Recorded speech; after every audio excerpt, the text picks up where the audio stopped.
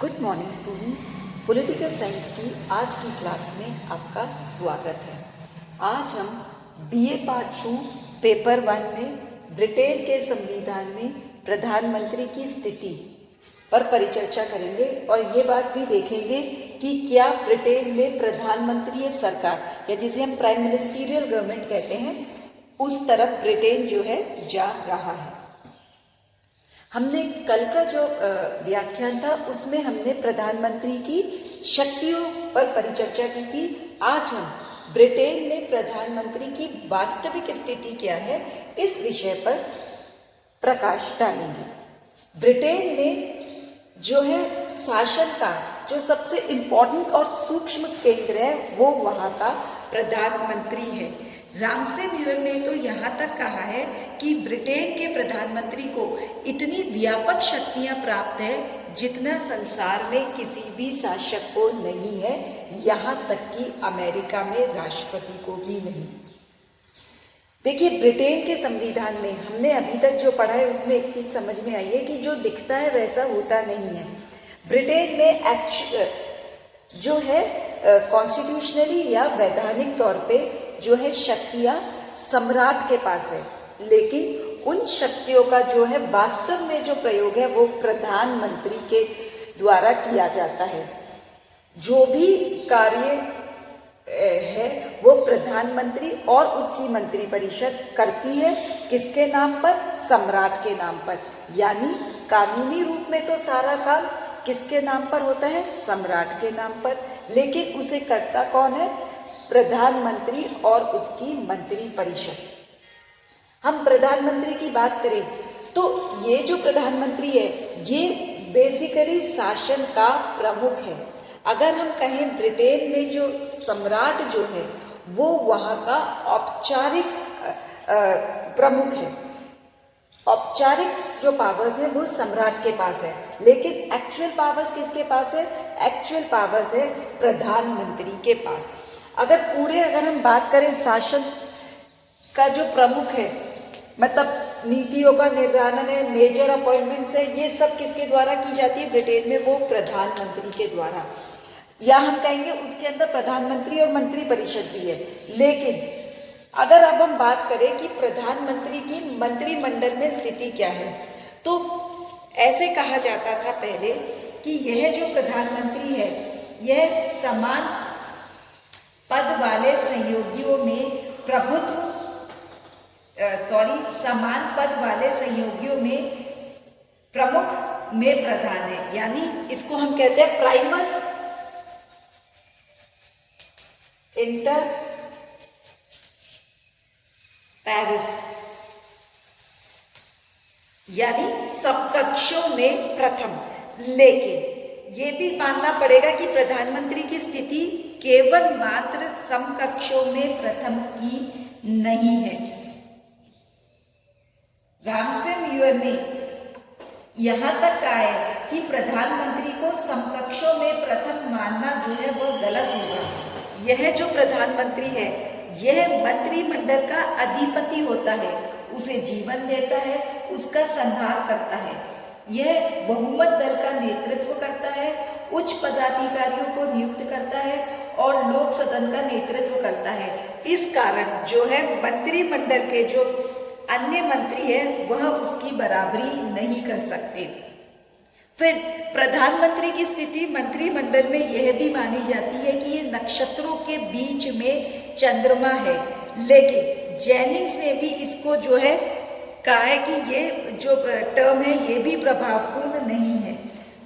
Jennings लिखते हैं कि प्रधानमंत्री केवल सामान्य श्रेणी वालों में प्रथम ही नहीं और न केवल हारकोर्ट के शब्दों में सितारों के बीच में चंद्रमा ही है, वह सूर्य के समान है जिनके चारों ओर जो है अन्य नक्षत्र घूमते हैं। कहने का क्या मतलब है कि प्रधानमंत्री की जो स्थिति है मंत्रिमंडल में वो समकक्षों में प्रथम से ज्यादा अगर हम कहें कि जो प्रधानमंत्री है वो नक्षत्रों के बीच में चंद्रमा से भी ज्यादा है, रादर वह एक सूर्य है जिसके आसपास जो है अन्य जो है मंत्रिमंडल के जो सदस्य हैं वो अन्य नक्षत्र घूमते हैं। तो ये जो प्रधानमंत्री है ये मंत्रिमंडल का निर्माण करता है। मंत्रिमंडल के जो पूरे कार्य है उसका संचालन प्रधानमंत्री के द्वारा किया जाता है, और अगर प्रधानमंत्री किसी एक मंत्री से सेटिस्फाई भी नहीं है तो वो उस मंत्री को हटा सकता है, या जो है वो पूरे मंत्रिमंडल को डिसॉल्व भी कर सकता है। तो हम ये मान सकते हैं कि प्रधानमंत्री की स्थिति भी जो है मंत्रिमंडल में वो बहुत इम्पोर्टेंट होती है।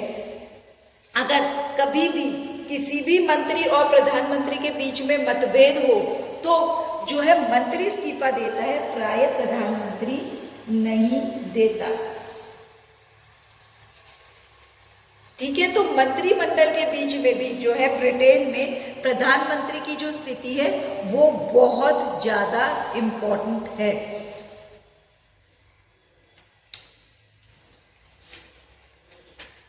फिर हम कहें कि जो ब्रिटेन में प्रधानमंत्री की जो है वास्तविक स्थिति उसके व्यक्तित्व पर डिपेंड करती है कि पर्सनालिटी फैक्टर क्या है। प्रधानमंत्री का पद जो है वैसा ही बन गया है जैसा इस पद के अधिकारी उसे बनाना चाहते हैं।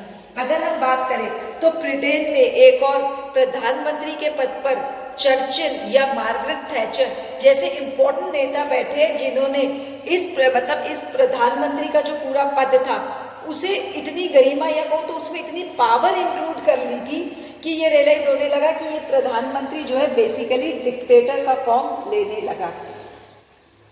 जो प्रधानमंत्री होता है वो अपने दल का भी जो है वो नेता होता है, चाहे वो लेबर पार्टी हो चाहे वो कंजर्वेटिव पार्टी हो, अनुदान दल हो मजदूर दल हो।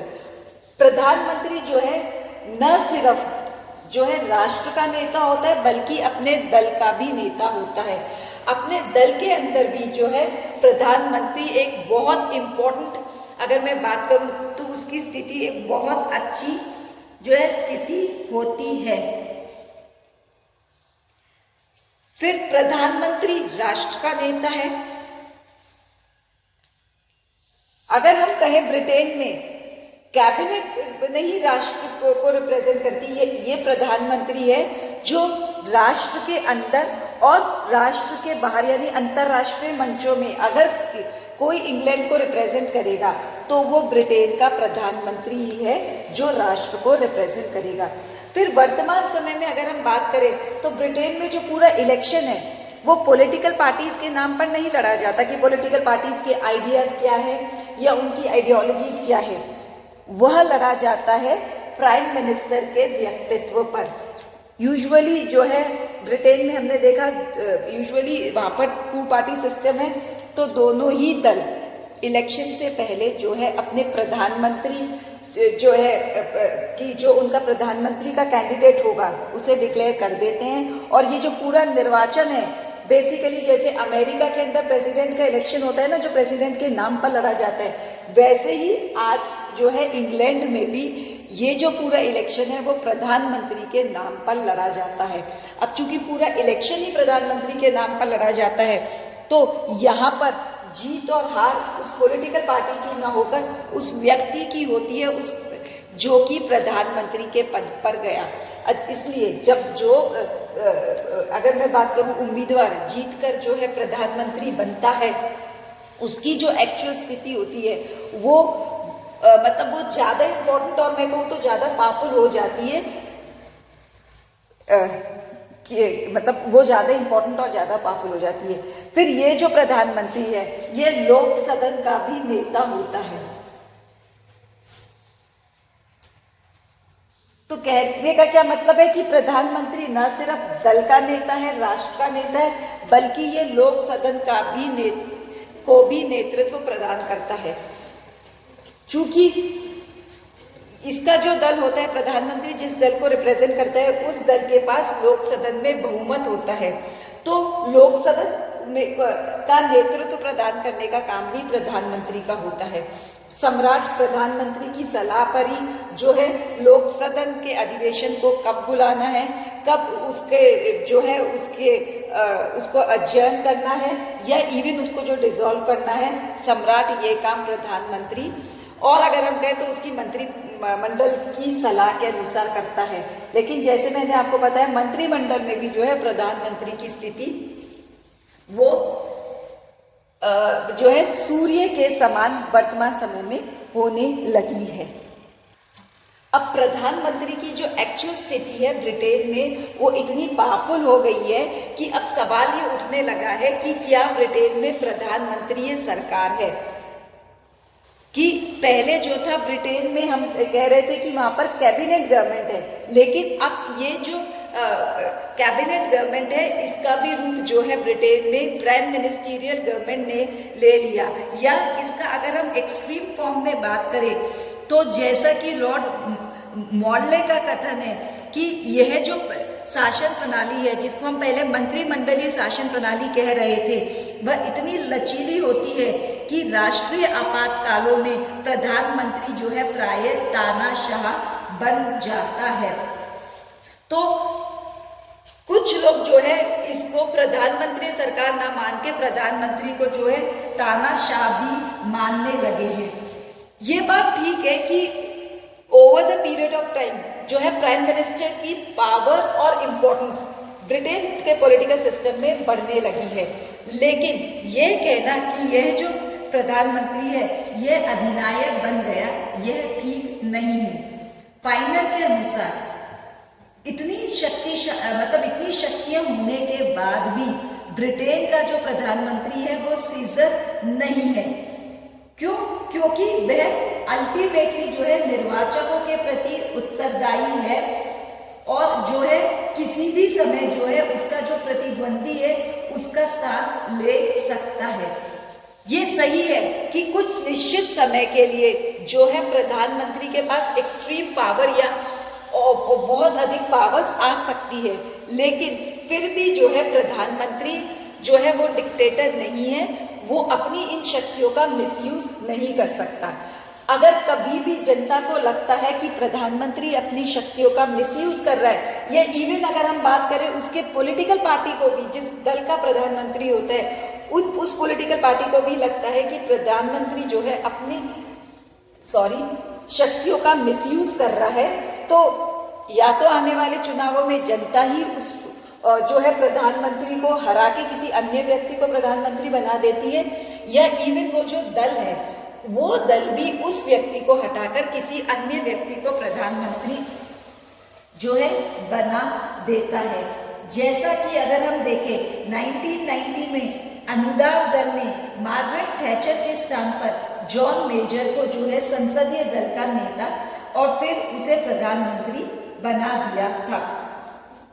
तो ये कहना कि प्रधानमंत्री जो है डिक्टेटर है या सीजर है, ऐसा नहीं है। क्यों? क्योंकि ब्रिटेन में जो है प्रधानमंत्री इसकी अकाउंटेबिलिटी होती है। उसकी अकाउंटेबिलिटी किस किस के प्रति है? उसकी अकाउंटेबिलिटी है अपने दल के प्रति,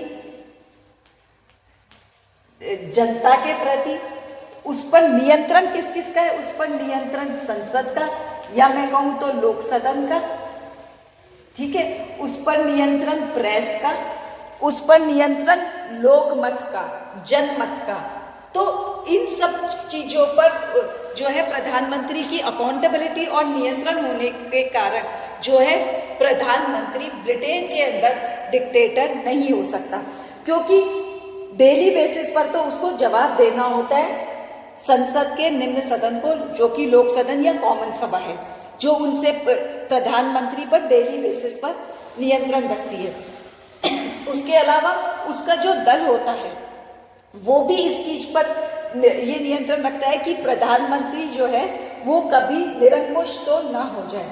फिर अल्टीमेटली जो है, चूंकि ब्रिटेन के अंदर जो है जब इलेक्शन होंगे आम चुनाव, तो अल्टीमेटली जो प्रधानमंत्री है वो जनता के प्रति अकाउंटेबल है। फिर वहां पर जो है प्रेस वो भी इतनी पावरफुल है जो कि जो है प्रधानमंत्री को निरंकुश होने नहीं देती। तो ये बात तो सही है कि प्रधानमंत्री जो है ब्रिटेन में ये समकक्षों में प्रथम से बहुत अधिक, या हम कहें तो पूरे ब्रिटेन के पॉलिटिकल सिस्टम की आधारशिला है।